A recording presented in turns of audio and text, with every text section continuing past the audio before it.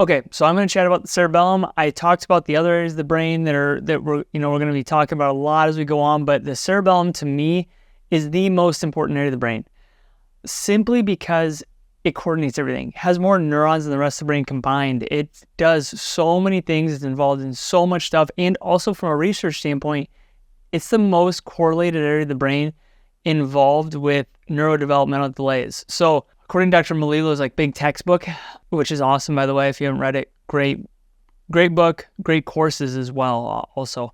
But the most consistent comorbid condition between all neurodevelopmental delays is abnormal gait, posture, and movement. So your cerebellum coordinates all that. Your cerebellum is involved with so many things, and a lot of times your cerebellum is, with kids we work with, maybe they have a cross-reactivity with gluten that's affecting the cerebellum. Maybe they have autoimmunity. Maybe they have thyroid issues. Those things can all play into this too. So understanding of what's the underlying root cause is really important.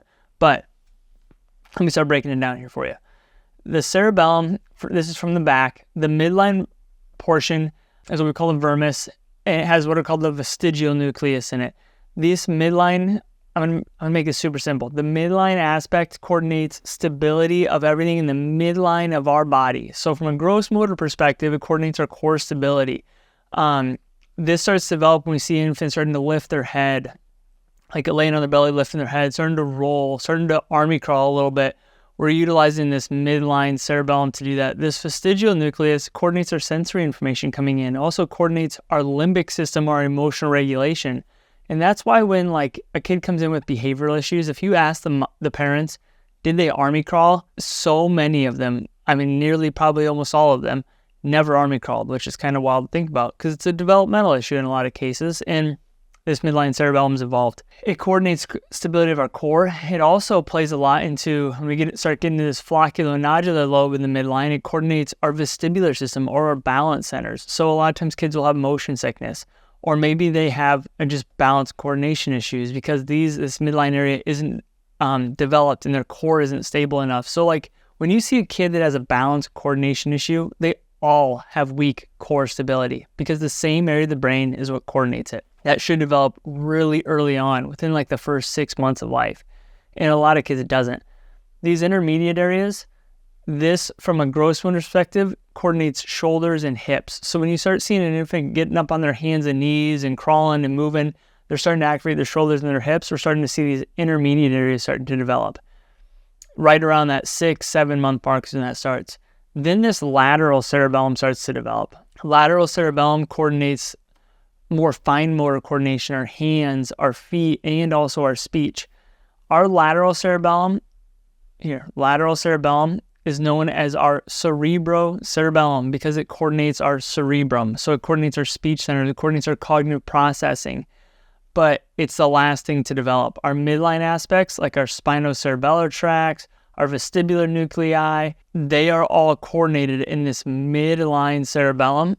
And then our vestibular nuclei, midline cerebellum, that all has to develop first before our lateral cerebellum can develop. So when kids come in and they're I've been doing OT for handwriting for a year and I haven't seen any changes. And then they come in and their core has no stability. The vestibular system is not developed at all. They still have primitive reflexes. That's because this midline cerebellum never developed.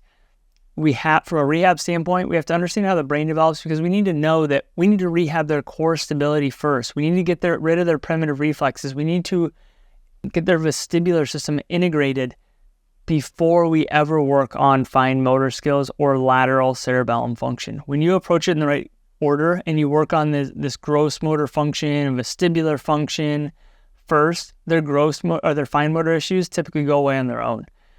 And you get rid of their primitive reflexes. So I wanted to explain that real quickly here because I'm going to talk a lot about when I start doing some case reviews and stuff, I'm going to talk about this is a midline cerebellar issue. This is intermediate area. This is a lateral cerebellar issue. And I want you to understand what I'm talking about when I talk about those things.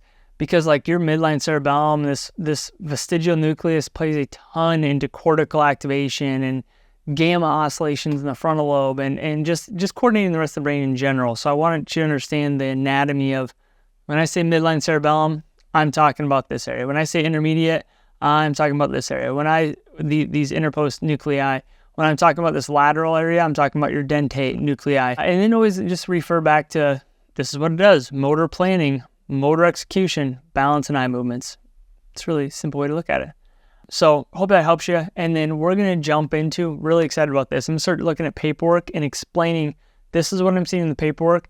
This is what I'm thinking areas of the brain are involved as we're working through that and what we're seeing with symptomatology. And then I'm going to link that to, I'm going to take the same kid's paperwork, and I recorded his entire exam, and I'm going to show you what the exam looks like for this child and explain what we found and how it relates back to this child. So you guys can see a big, I don't know the expression, 10,000 feet view of what this whole kind of thing looks like here. So we'll jump into that now.